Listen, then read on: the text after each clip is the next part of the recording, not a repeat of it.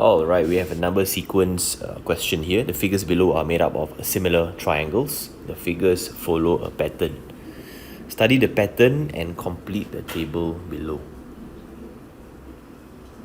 Alright, so the trick to this style of questions is not to place so much emphasis on the diagram. Alright, just have a look what's happening and focus on the numbers in the table. Alright, because there are some relationships between the figure numbers and also number of shaded, unshaded triangles, and also the total number of triangles. There is always a link, there is always a pattern that we can observe. Alright, so for example, number of shaded, or rather number of unshaded triangles first, plus 2, plus 3.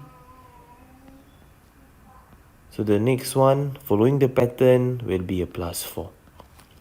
Alright, so 6 plus 4, that gives us 10. Number of shaded triangles. Now this one here will be a plus 3, plus 4, and the next one plus 5. So 10 plus 5, that will be 15.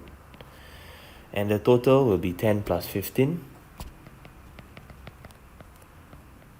That is 25. Alright, and observe something. All the total triangles, these are all what's known as squared numbers. What are squared numbers? Squared numbers means something squared. Alright, a certain whole number squared. Alright, so 4 is actually known as a square number. Same thing for 9, same thing for 16, same thing for 25, and so on. What is the total number of triangles in figure 10? Now what we realize is there is a link between the figure number and also the square numbers. So when figure number is 1, the square number here is 2, 2 squared. Figure number is 2, the square number here is 3, 3 squared. Figure number 3, the square number here is 4, 4 squared.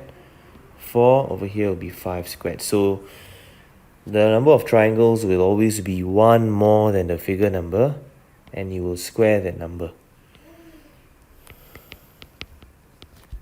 Alright, so total number of